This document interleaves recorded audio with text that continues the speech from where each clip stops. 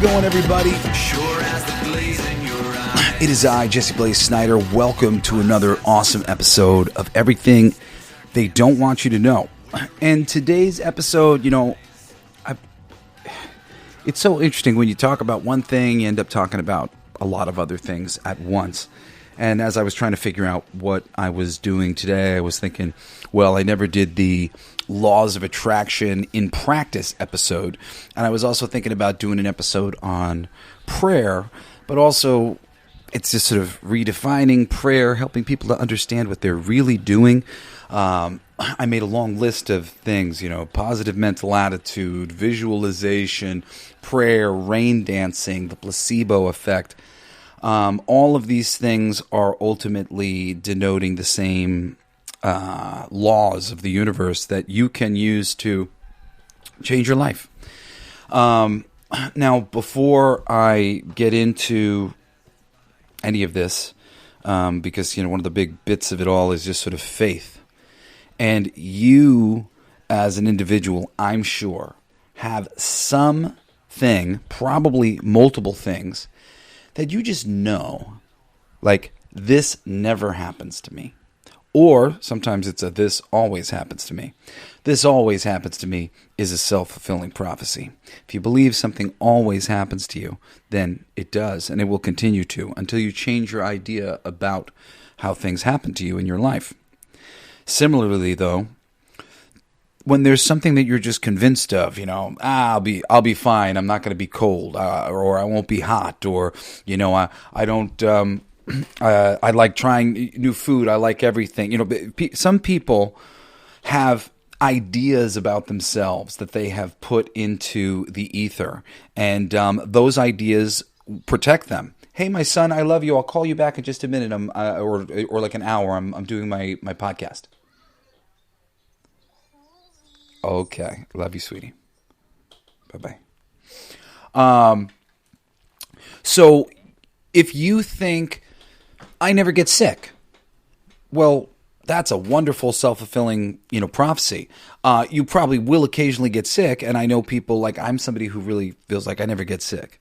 And there have been times where I've, gotten sick a bit, where I, kind of changed my mind about, getting sick, and for a time I got sick a lot. And then at a certain period of time, I recognized that I had changed my mind. I had been convinced that I didn't get sick, and I rarely did. The placebo, which is tested in all medicine, and there's just so many, people who want to hold on to reality as it is, who want to, just dive to challenge all of these things, but all of these things add up in real meaningful ways. The placebo effect.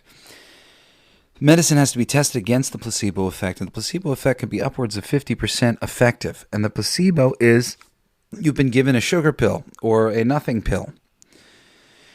The placebo actually works even when you tell the people that they're being given a placebo, which means essentially that simply by them going, I'm taking this to give away take away my cancer. I know that this is a placebo medicine, but I'm taking it for the idea that this will take away my cancer. Just you thinking that it's going to take away your cancer, there's a certain amount of people that works on, and not a low amount, an impressive amount of people. I've had an idea for a long time to do a TV show called The Placebo Effect, to really test what the placebo effect is capable of, the limits of it, what we could convince people of, but in a good way.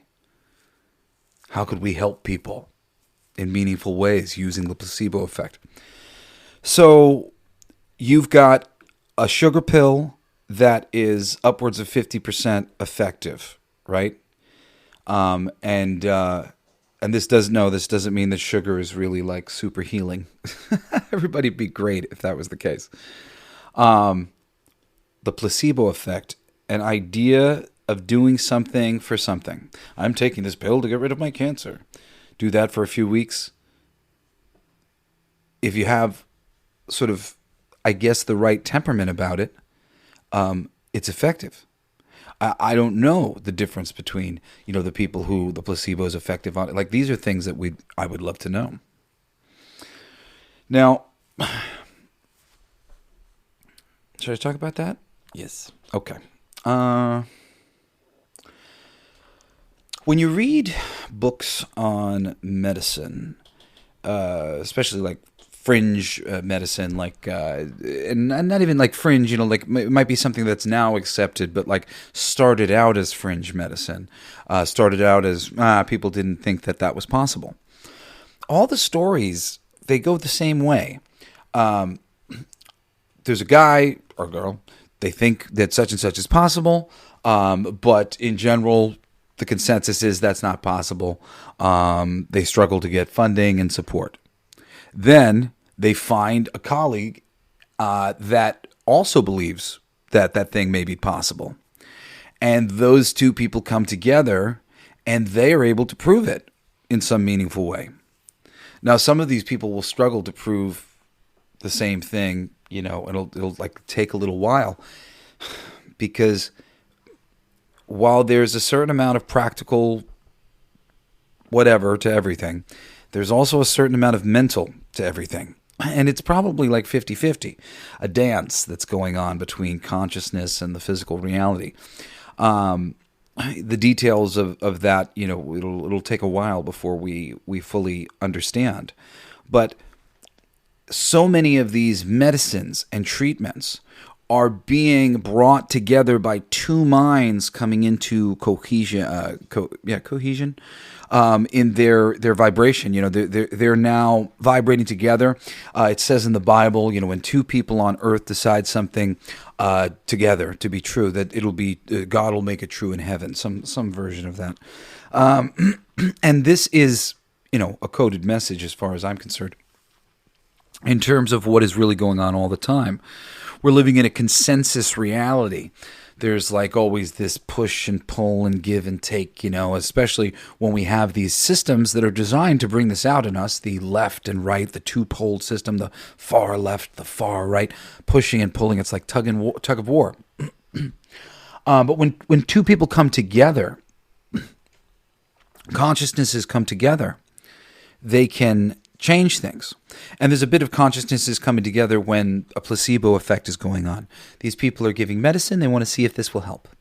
And these people are taking the medicine. Sure, we'll see if this will help. And under the surface for the whole thing is an energy of, we'd like to help. We'd like to cure your cancer. So there's an energy of, we want to get better. And we're in agreement with that. And we're taking this medicine. So, there's a lot of energy, whether it's between the doctor, whether it's from the doctor or it's from the patient, or maybe somewhere else. A nagging wife. Oh, they told you you're taking the placebo medicine. Great. This isn't going to take away. It's going to waste 6 months of your thing as your cancer gets worse. That lady, maybe she shuts down the whole scenario. There's an interesting book I recommend it all the time. It's called The Field. And it basically proves, and this is one of those books where you'll see like one guy thought a thing and then two guys were able to prove it. And I do believe that what they are proving is absolutely sound. But I think there's sort of a wild array of things that can be proven when consciousness comes into play in this scenario.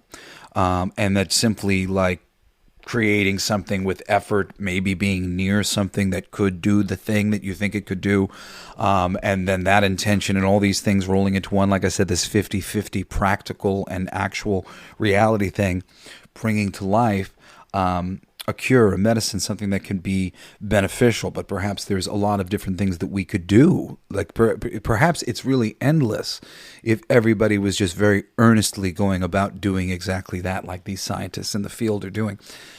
But anyway, they prove through a lot of mechanisms, and there's a whole bunch of different things that are brought up within the book beyond just some of the experiments that they run, that prove we are all linked, we're all one. And this is ancient principles of the Hermeticism and Kabbalah and all other universal law-like main principled practices, which are principles that I taught at the beginning of this series. If you want to go back and learn about the universal laws, the law of one, the law of mind, well, it's the principle of mentalism. I teach them all at length, and a lot of other things in association with them. So, if those things are subjects that interest you, I would say go back and check those out. I also have a series on YouTube that I did called 13 Universal Laws with Jesse Blaze Snider. It's me live talking with a couple visual aids and stuff. This was a class that I had done, not like to present it in a big way. I just have some paper things up behind me. It was a class that was for people, but it was during COVID, so we also made it available online, and I asked everybody if it was okay who had paid for it, if I could just put it up for free afterwards, and nobody said it was a big deal. So we did that, and you can find those classes, the 13 Universal Laws, and it ends with the law of attraction, but it's all the universal laws that ultimately you need to know in order to really understand the law of attraction. And we're going to talk about some of that stuff today, but ultimately today we're going to be talking about prayer and rain dancing and all of these freaking things. So the field, I don't remember exactly why I was explaining about the field, but the field shows that we're all connected together. And whether it's the trees and the inanimate objects and the animals,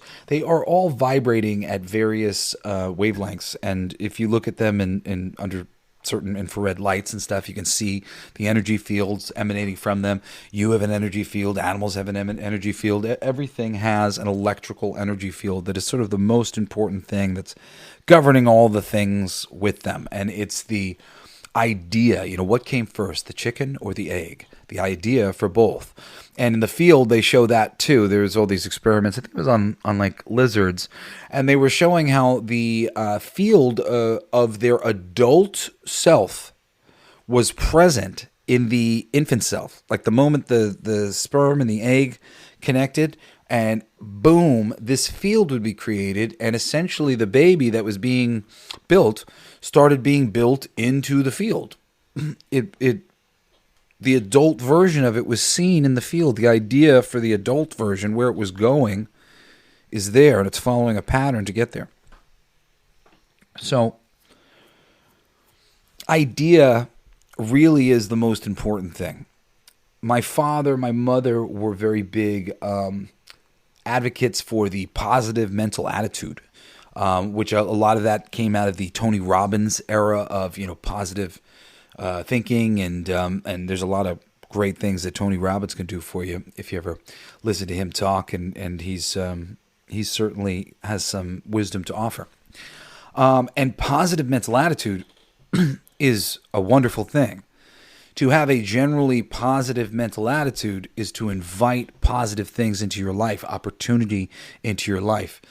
When we talk about one of the universal laws, the law of inspired action, which states that, essentially there's a joke that goes along with this where guy's praying to God to save him from a flood on top of his house, and the water's getting higher and higher, and a boat comes, and he rejects the boat because he's praying to God, God's going to save him. And then a bigger boat comes, and he rejects that boat because he's praying to God, God's going to save him. And he's about to die, and a helicopter comes, and he rejects the helicopter because God's going to save him. And he finally drowns, and he runs up to heaven, and he says, "Hey, God, what's the deal? You made me look like a fool. I told everybody you were going to save me, and, you never came." And he said, "I sent 2 boats and a helicopter." So what does that mean?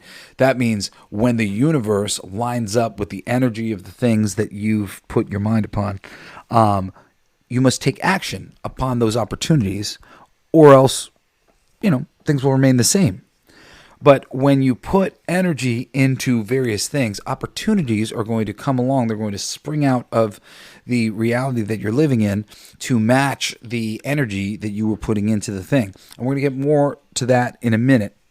Now, there's a wonderful story, and I wish I had taken note at the time, because I've told this so many fucking times.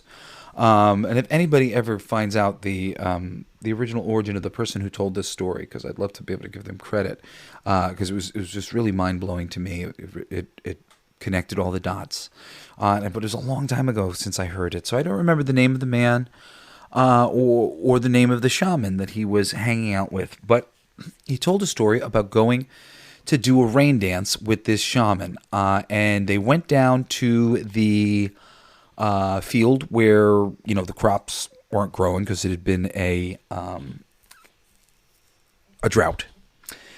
And the shaman got out of the car and I guess took his shoes off and put his feet on the dirt into to the soil, and he kind of looked up a little bit and just closed his eyes there and breathed for a minute.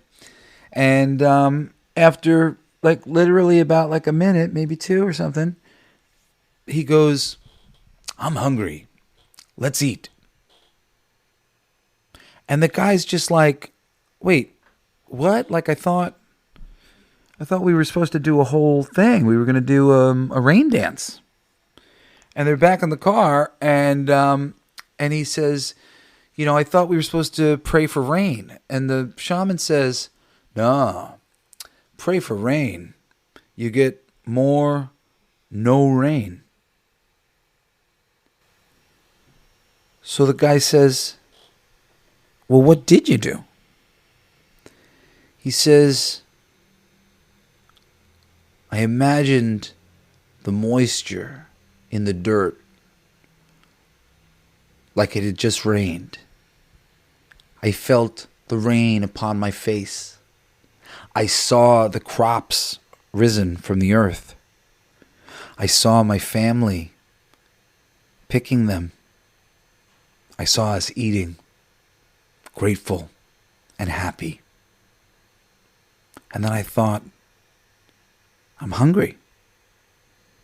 And I said we should eat."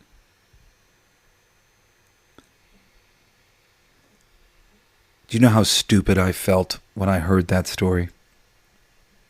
Can I tell you my ignorance? I mean, when I was young, I was an atheist, really, because the whole Jesus on the cross thing really frightened me. And I thought they did that on purpose, and I didn't like it. And I decided, this is bullshit. If they have to frighten me, then it's not right. And I was an atheist, agnostic for a really long time. Agnostic really just like to be nice to people. But generally, I didn't believe in like anything.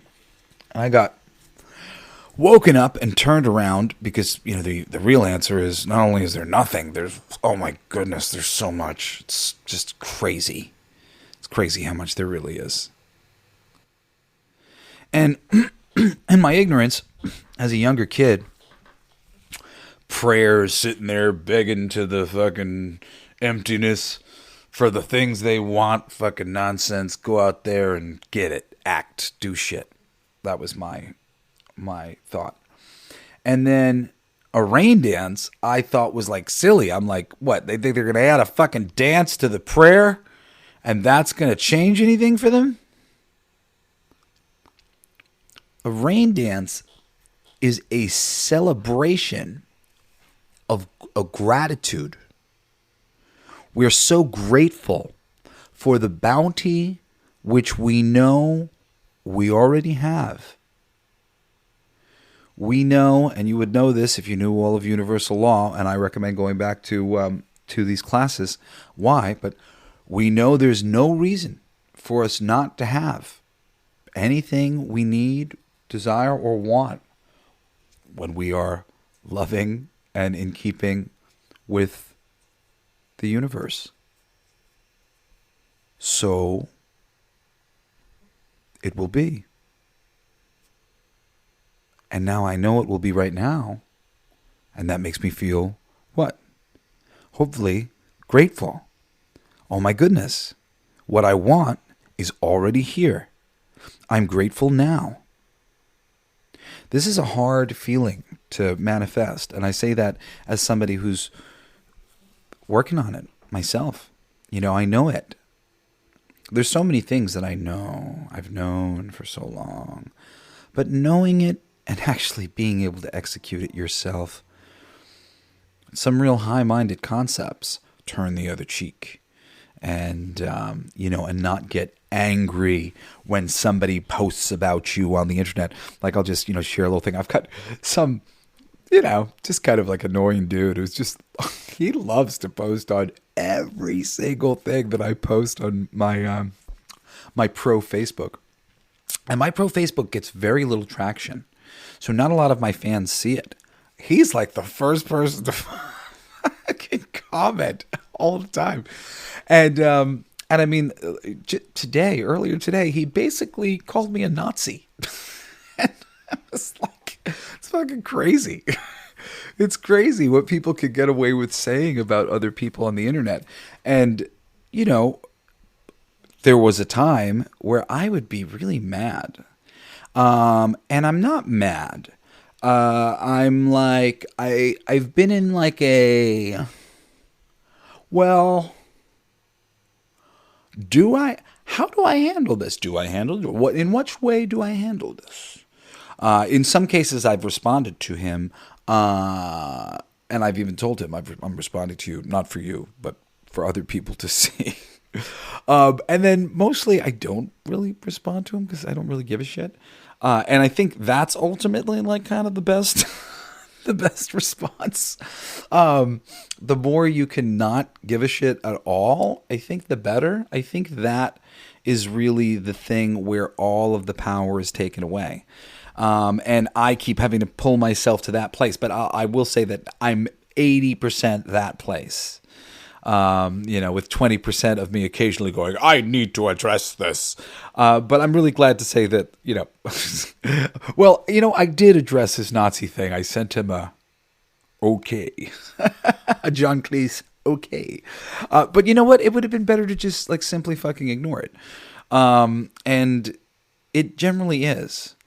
Putting yourself out there in the world and getting back feedback of a negative variety from people in any way, shape, or form. They don't want you to talk about this. You shouldn't.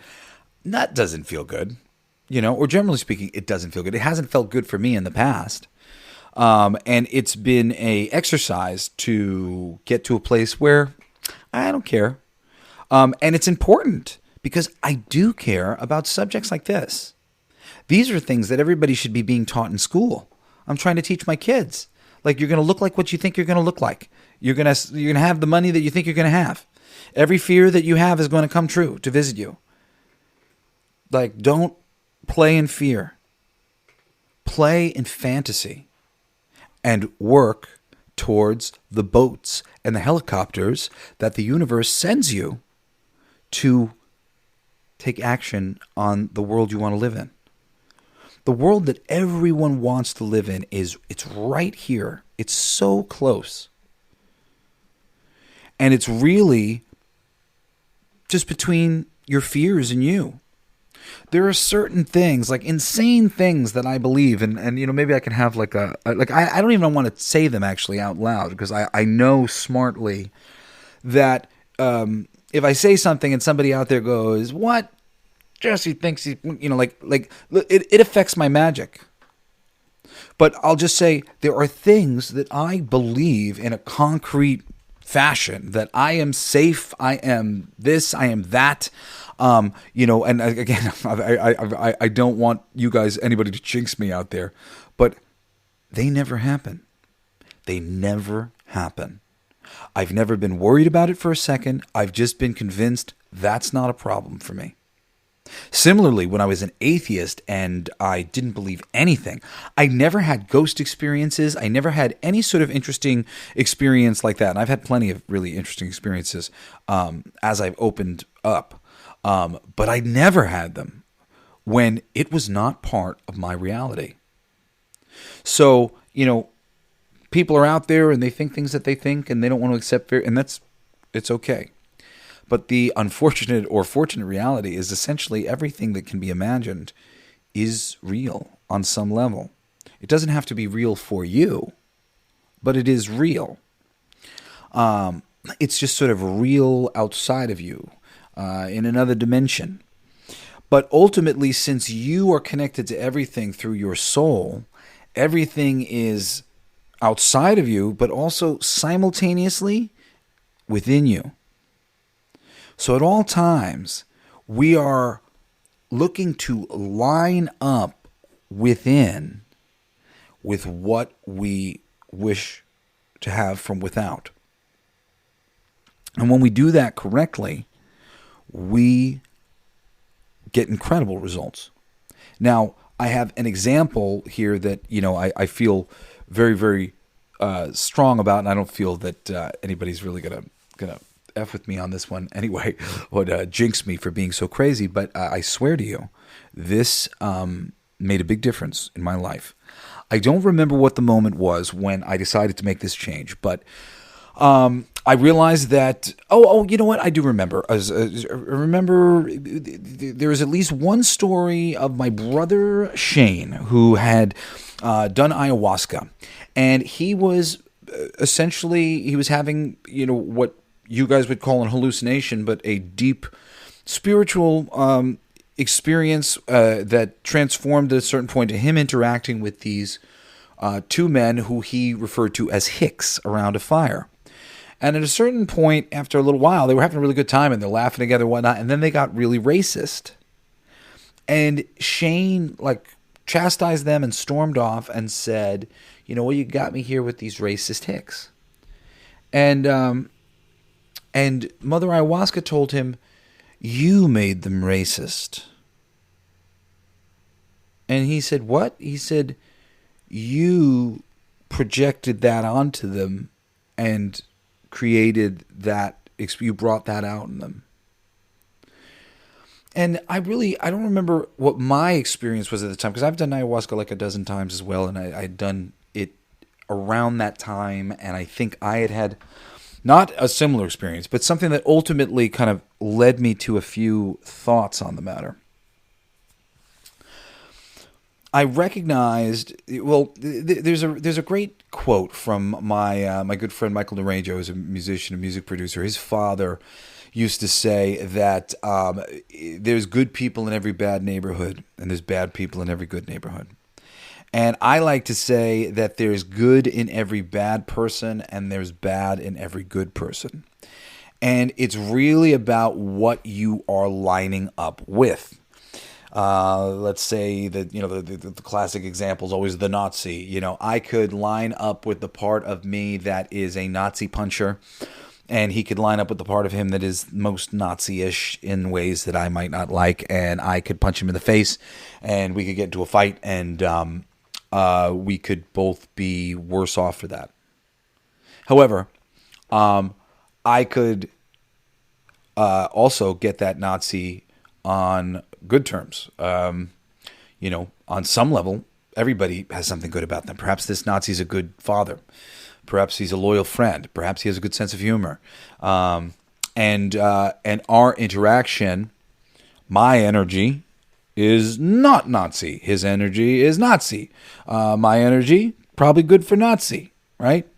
Now we have a positive interaction. We laugh. We connect over fatherhood, whatever it may be. I never find out that he's a fucking Nazi. He's just a nice man that I met at the airport. That's just as possible as me running into the bad part of him and him running into the bad part of me. So I had thought at the time, and I made this major change, that I decided that I would decide, and I did decide, that I always got the best out of people. When I went out into the world, somehow it was arranged that I was always getting them at their best, and they were always getting me at the best for them. And that all my interactions with people were always just right. They were always just the way that I wanted them to be. Because I saw, one, that was possible, and I was beginning to understand that it was my belief and my expectation to the situation. Like my brother Shane, within that scenario with these two guys, his expectation was that they were hicks. So that's what they became, or that's what he pulled out in them. And when I made that change, I swear to you, it was really impressive, because I didn't think much of it, and I think that's why it happened so overnight. Because there are other changes that I can't but help think about, say like a change in my thoughts on finances, or change in my thoughts on success, or change in my thoughts on relationships, or change in my thoughts on fatherhood, or whatever, something that maybe is important to me, and I will make a change. But at the same time, maybe I'm kind of looking at it like, like, sure about that change, But this one, because it was sort of subtle, it wasn't like kind of a big deal, and I wasn't immediately going to meet people that second. And then all of a sudden, I realized that going to Dunkin' Donuts and going to whatever places that I would get to, I'd find myself having conversations with people that were great and beneficial to them, beneficial to me.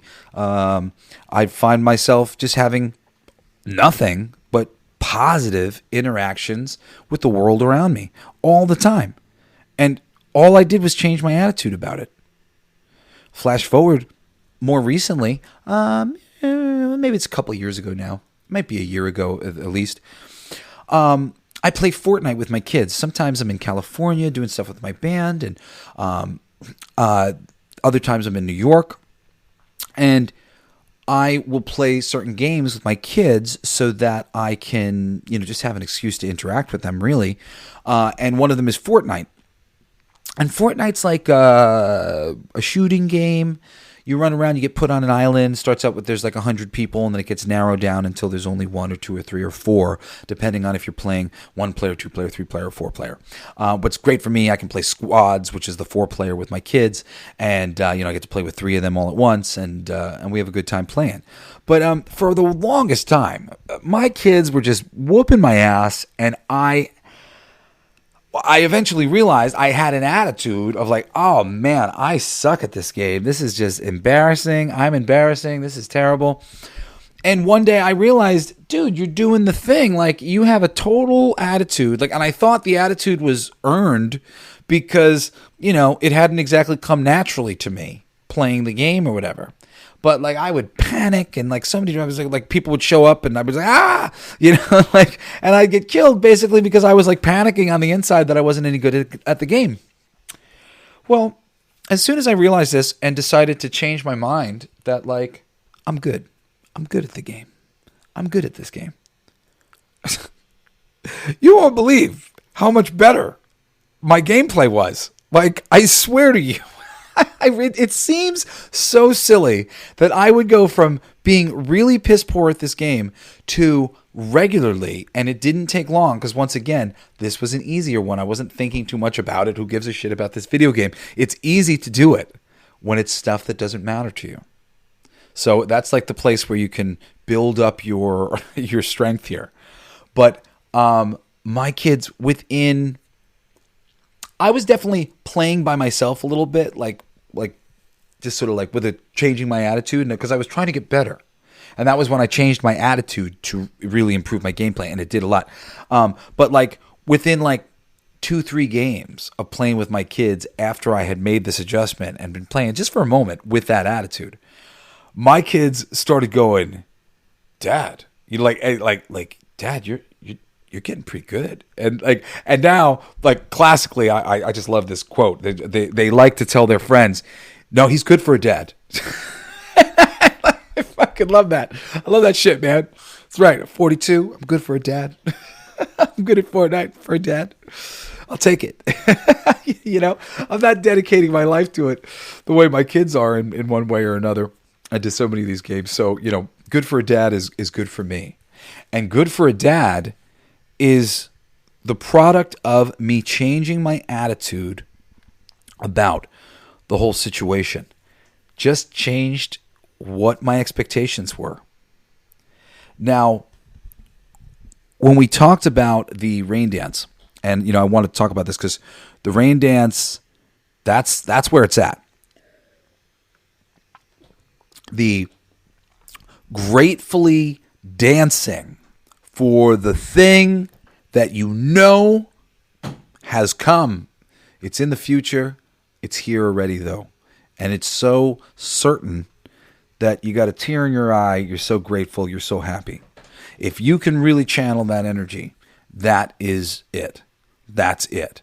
That shaman brought forth the rain and the crops and what was necessary to get the job done. And for that visualization that he had to come into alignment, and that's really the next big thing of this too. Okay. Oh, wait.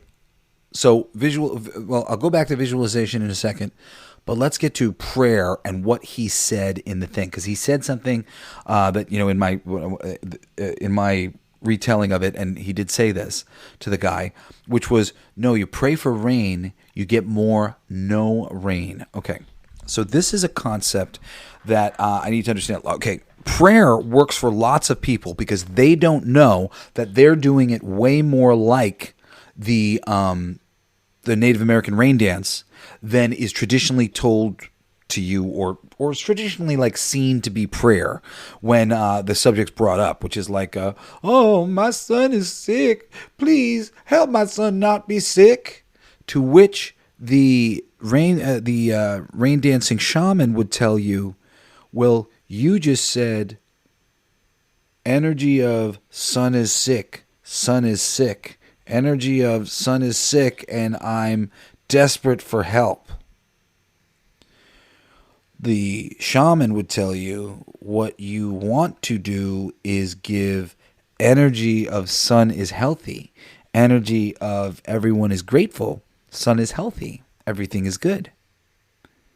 Because the universe is going to match your mental projection. And along the line of that as well is the visualization. You know, people like Tony Robbins who have taught visualization for whatever, positive mental attitude is a sort of vague visualization. I vaguely think things are positive. You start getting more specific, especially on things that you can really believe. I don't get sick. I'm healthy. I'm funny. I'm smart. Whatever it might be, whatever feels good for you, but like the more you can bring yourself to these places of belief, the more you will be given opportunity to demonstrate your intelligence, your strength, whatever it is, the ability to shine in the ways that you'd like to shine. But it's really a faith-based thing. And a lot of us, we go in sort of cycles as we get our strength up. But we've had a certain amount of doubt, and then we have like some doubt fall upon it. But then we get our strength back up about it, and then we go into a longer cycle of it being right like that. But we let little pieces of doubt eventually fall us from that piece, from that peak that we were on. But when we can find things like I'm good at Fortnite, fuck it, and that works swimmingly for me. And it'll work for you too. It works about everything. I mean, you just think anything that you want to do, I want to do this, but I'm scared to do it. Well, you just go, I'm not scared to do it. I'm telling you, I'm not scared to do it. Will change your life. If it's not like a death-defying thing, if it's a block. Now, I will tell you a couple things deeper than that, because I mean, like I've had some deeper meditations on this matter in various degrees, because there's so many things, emotional things that the universe wants us to correct. They want us to balance. They want us to bring into alignment. And some of these things are really, really frightening for us. I realized that there was a certain amount of things that I was holding off from within, like from healing. Like after I had sort of been enlightened and sort of like healed everything that I was willing to heal, there were other things that I had this big block of unwillingness to heal them, because essentially I was so afraid of them. I believed that if I accepted them on any level, that I might have to do them. And one in particular that I can tell you about that I have accepted, and I tell you what, my fear of it is like really not there anymore. I mean, it's somewhere, but it's lessened and lessened and lessened. And it was jumping out of an airplane. Many years ago, my ex-wife Patty, along with my mom, my brother-in-law, my uncle-in-law, a whole bunch of very close to me people, all went skydiving, and they wanted me to go, and I was terrified. I have had a irrational fear of throwing myself from deadly heights my whole life. If I'm up somewhere really high, I understand. While I'm on the height, I will understand and recognize that I could throw myself from this height, and it viscerally frightens me. And when my children were born, and this is like I'm like embarrassed to reveal this because I feel like I have to explain so much or whatever, but it scared the shit out of me. I had the same thing with them in my arms, that I could throw them. And I would never harm my children in a million years. And oh my God, even thinking about it right now, it would scare me so badly just to go out on the ledge with my kids. And I hated. It was just like this scary thought that would hit me. Oh, I believe now, and I've done a lot of meditating on this one, not that in another life, I was forced to throw myself and perhaps my child to our deaths because what was coming would have been worse. And I don't know the details beyond that, other than that I've had this scary feeling in me for a long time about this, like, voluntarily throwing myself out of a plane. It's weird, like, I'm willing to do bungee jumping, even though I haven't done it, but like I've threatened to do that one. But like, oof, real scary heights. And even the parachute never made me feel any better. I don't know why, because maybe it comes like too late after you're already like falling and it's I don't know. But would scare me. And I would meditate on, these last things, these fears that I needed to heal. And I mean, there's all sorts of possibilities that I think are on the table, from freaking lizard creatures and other shit that doesn't faze me. Especially because I've always known and understood that this strong mental attitude, the mental attitude is everything. That's the only thing that gives power to things. But deep inside, there have been some things that, I guess, places where I've been hurt, places where I've been tried and failed, and I need to try again. And that accepting, not being afraid of this anymore, was that, well, if I wasn't afraid of it anymore, well, then I would have to go jump out of a plane immediately. And I can remember when I was in a very deep meditation and I was communicating with my guides, and they were essentially inspiring, it's the conversation just sort of like, ends up being a little bumpy with me, because it's like lots of inspiration. All of a sudden I'll understand, and then I'll ask a question and they'll kind of like say something to me, so transcribing it to you is difficult. But I remember them kind of trying to make me feel better, and they explained, like, accept this now in the knowing that God loves you, the universe loves you, however you want to think about it. And he's not going to just spring this on you and make this a terrible thing for you. That when the time is right and you are ready, it'll happen. Like, could you put away this fear of it under those circumstances?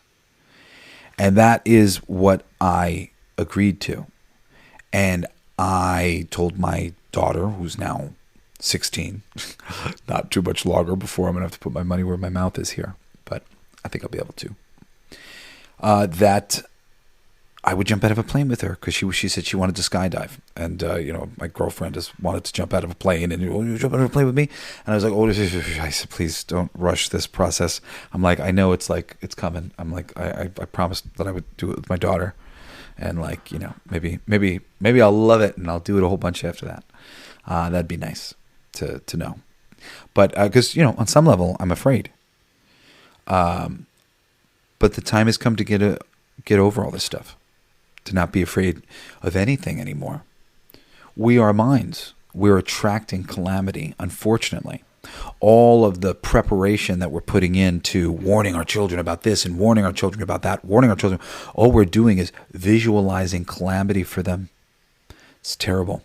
There's this wonderful lady named Abraham Hicks. I highly recommend you go listen to her talk. She often does Q&As at the end of all of her talks. She'll go walking around channeling this man, Abraham, and her name's Esther Hicks. And her answers are perfect in terms of attraction and trying to figure this stuff out. Whenever I am trying to go, how do I approach this? How do I handle this the right way? How do I think about this the right way? She always has the right answers. And I remember I may have told this story before, but I was out with my children riding bikes with them. And I was losing my minds on these kids because they are not looking any which way. There's freaking streets everywhere, and they're just constantly crossing the street without looking, danger, danger, danger. My parent thing is going, and I'm going, dude, you are an asshole. You are literally putting fears inside your children's heads about these things. You're making them feel like they're unsafe, that they can't protect themselves.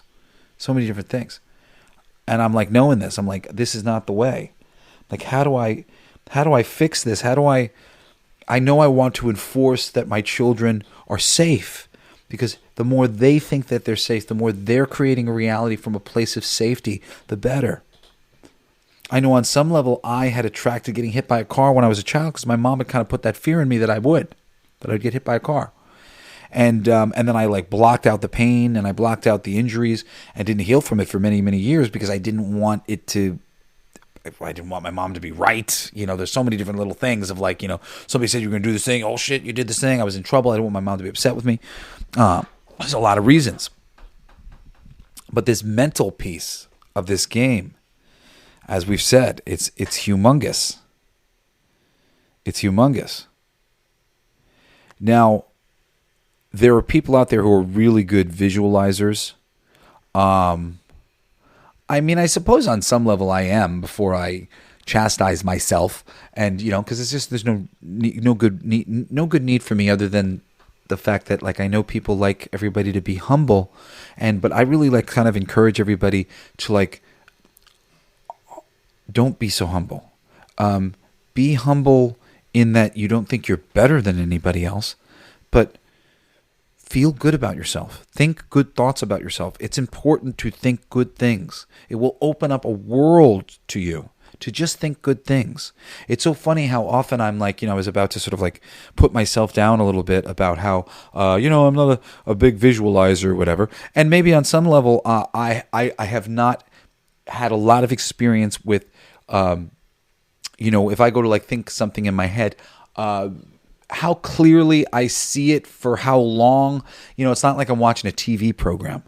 I do see things though, but it's sort of a brief. I sort of I'll get a glimpse of these things that I want. It's everybody's psychicism is a little different. It was really what I wanted to say, and you may have it differently. But to verbalize and imagine, what it would be, what the job of your dreams is, what the girl of your dreams is. I realized at a certain point in time that I had no idea what the girl of my dreams looked like because I'd never bothered to imagine what that was because I was scared to not get it. And coming to understanding that there's really no need to feel that way. Because there's always balancing energies being made for, the universe is just balancing itself constantly. But also, you're connected to the source of all things. So if you're I really need a blonde, who likes fast cars and jujubes like I do, and that's the most important thing in the world to you, and there's no sort of karma or something getting in the way of you having that, fucking imagine, man. She'll show up. You'll meet that chick, and I have that's a thing that I did for myself as well. I was efforting for like the person that I wanted. I mean, granted, the first person that I chose, there wasn't an efforting situation. And then even the second person that I chose wasn't an efforting situation, but I was like sort of like doing dating apps for a moment, and I really didn't like them at all, and they felt very unnatural to me. And I remember canceling my thing for a second time because I'd gone to a place where I didn't know anybody, so it was just seemed like a reasonable thing to do at the time. But I shut it off again because I was just like, oh, fuck this thing. And I went on Facebook and I just kind of made like a post to like my friends that I was in a different new place. I didn't really know anybody that close by or whatever. And if anybody, wanted to be friends or whatever, that would be cool. And, essentially, I met the girl of my dreams. And it was shortly after I had thought about that. I thought about what that was. And, for me, I didn't think about what it looked like. Because I don't care. But it was about depth, and it was about support, and and it was about somebody who wanted an adventure and was willing to go with me and have fun with me and love me, like I love them. Whoever gets, I can't help but be a Care Bear. I just like, I'm always pouring out the love, and it can be a little aggravating to me when I don't have somebody who's willing to match my energy. And, and when I finally painted the picture of who that would be, they came. And because I never really specified what they were supposed to look like, I was sort of surprised. My person is beautiful. But it's really, I believe, and I've, sort of been taught through spiritual masters and whatnot, that to a certain degree, it's like as many details as you can leave out, the better. The more vague your thing can be. When I think of my finances generally, I just think I'm a billionaire. And, while I've occasionally observed that sort of thought and how am I doing with that thought? I've been really solid with that thought for a very long time. And, and maybe the whole idea of money will change before I get a chance to count my billions. Or maybe I will shortly be a billionaire. We'll see. I'm not really all that worried about it. Don't jinx me if you're out there. There's no need to. I want you to be a billionaire too. I want everybody to have everything that they need. And I only want money so that I can do things. Make the world a better place. The things that I make because I want to see more joy and greatness in the world. And, it's like there's like the remnants of all this greatness from the past. And what the fuck? What have we been doing? I want to rebuild Atlantis and shit, right? Come on, who's with me? Let's make the world a cool place. There's so much hidden technology. There's so much interesting stuff that we can do. We're just at the surface level of some change right now. I'm optimistic that it will lead to good places. Certainly, I'm going to be pushing to make sure that it does. And I hope more and more people are waking up to do exactly that. Your mind is everything.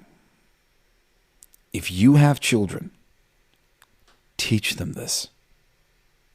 Teach them that what they think they are going to receive.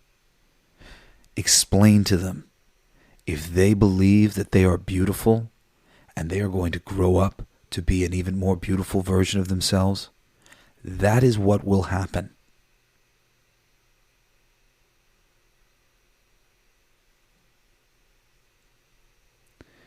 Everything you want can be yours. The only thing standing between you and it is fear. I have continued to transform myself one horrible, sensitive issue at a time. But as I have seen the results of this over and over again. There's a reason why this is the ancient wisdom. There's a reason why these universal laws have been passed on for ages and ages, why the Hermetic principles have been passed on for ages and ages. Hermes, messenger of the gods. So when you go to pray and rain dance, make sure you're grateful and you visualize and you know that there's nothing standing in the way of you having anything that you want. And if there is, and sometimes there are, sometimes there's energetic things standing in the way of you having what you want. And that could be, a thing. Well, why? You got to go on to that spiritual discovery of that to figure out those things. Because if you can unravel those things, then you can still get what you want.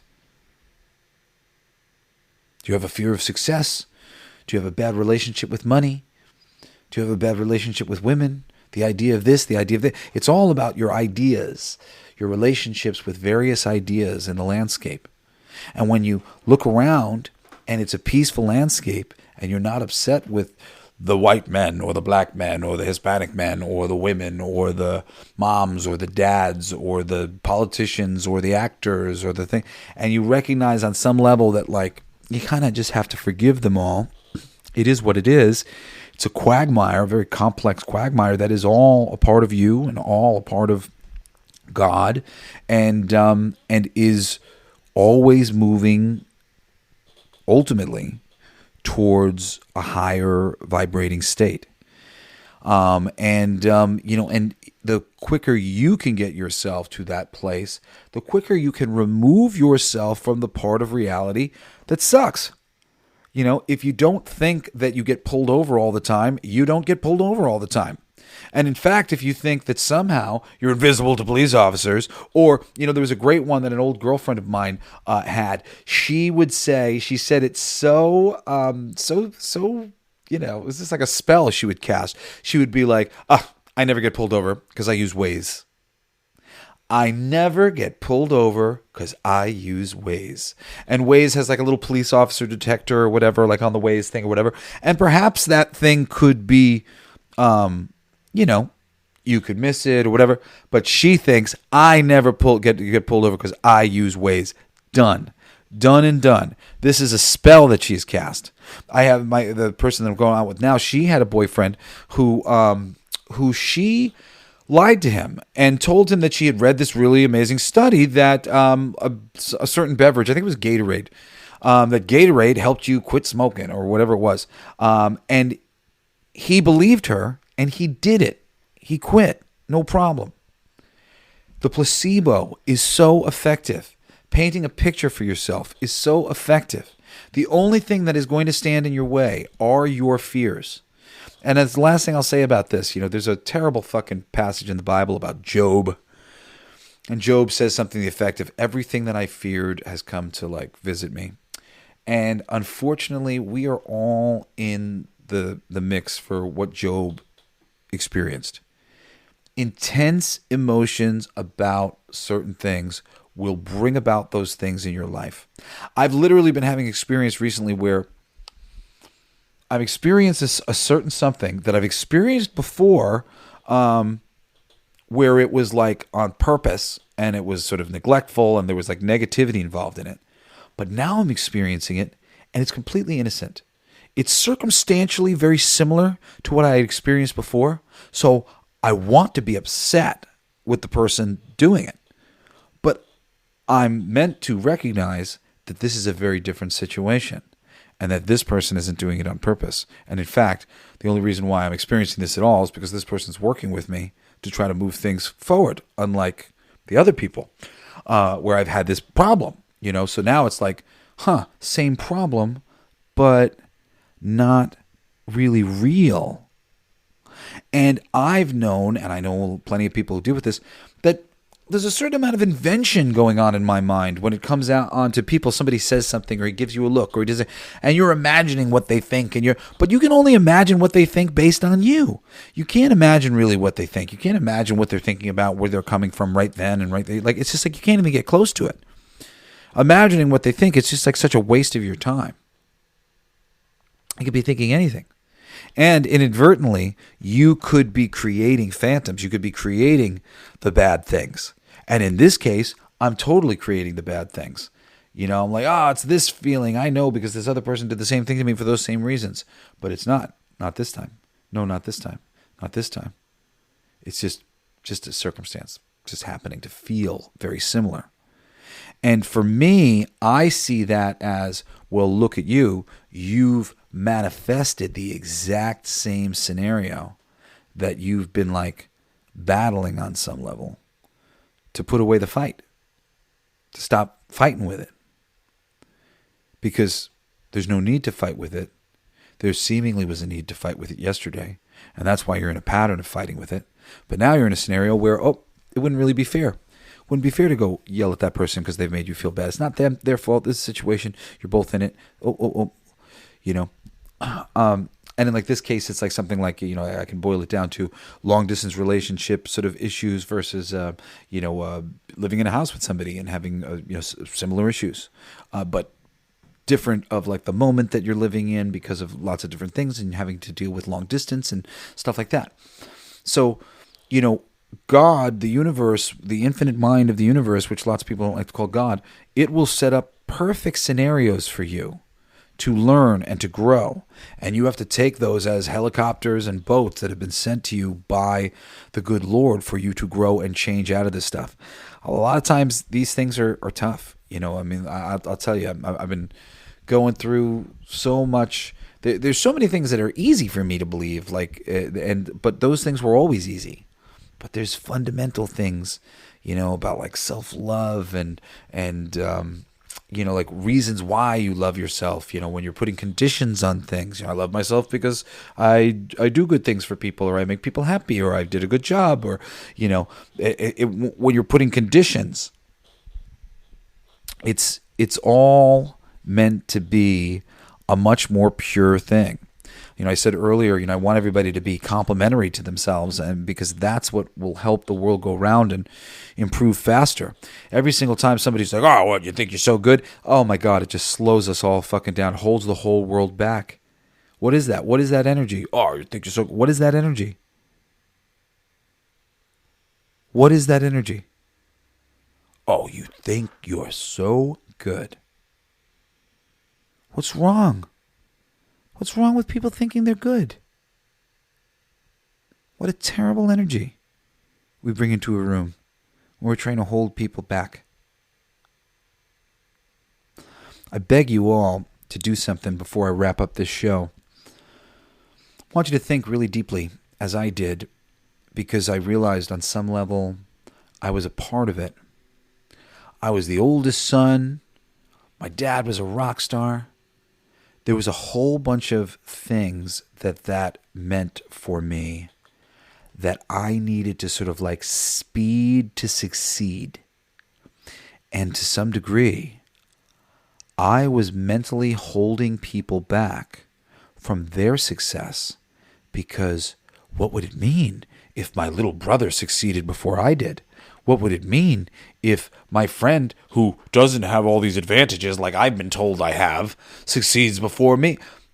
And oh my goodness, I'm so ashamed. We should all be ashamed. We're holding back our brothers and our sisters.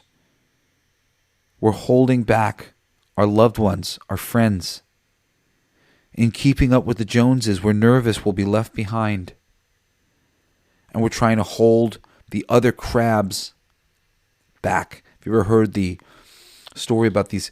They have these crabs, crab boxes, and they're open on the top. But there's some way that the crabs basically get inside them, and then they're trapped. The only way to get out is like through the top. And when the crabs try to climb on top of the other crabs to get out, the crabs beneath the crab on top tear the crab on top apart. And this is a real thing. And I beg you, search your soul. Are you doing this on any level? Are you trying to hold back your little sister because you don't feel like you've gotten far enough? Or a friend because you feel like you're embarrassed? Sometimes it's you're embarrassed you're not as far along as you'd like to be. think about it and make a pointed change to support every single person who you love, to see them in their majesty as the fucking president, the greatest they can be.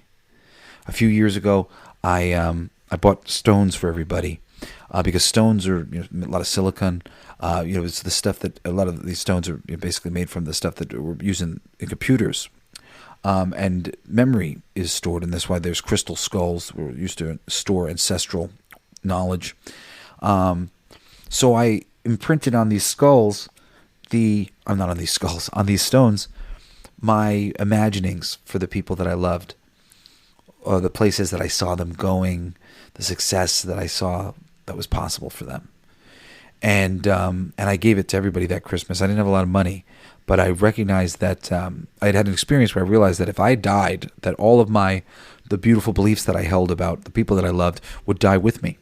And so I put them into these stones that year, and I gave them out.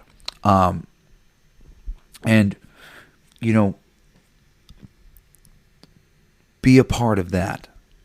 Be a part of imagining the success of all your friends, because they're my friends too. Your friends are going to touch my friends eventually. If you do it and somebody else does it, we all start doing that. Start really thinking great things. Can't wait to see the next guy who blows things up. Can't wait to see this person's success, that person's success. I can't wait. I just want them all to succeed. That attitude will change the whole world. So while you're sitting here and you're thinking about all the different ways that you can reimagine your life to make it perfect, don't forget the people you love in your life, and try to change your mind so that you are not a suck on their energy, a suck on their success, a suck on their soul. So you're not an energy that they are overcoming to get what they want, but you are an energy who is on earth helping them to complete the experiment by believing that what they believe can be true. All right, guys, I love you. Please, if you're a geek like me or entertainment fan like me, and you love, entertainment in general, but geek culture shit, listen every Wednesday, every Saturday, Cool's Geek Alive. I just did another episode on Resident Alien show with Alan Tudyk. That show's so fucking good. Feel free to listen. It's a short one, my coolest pick.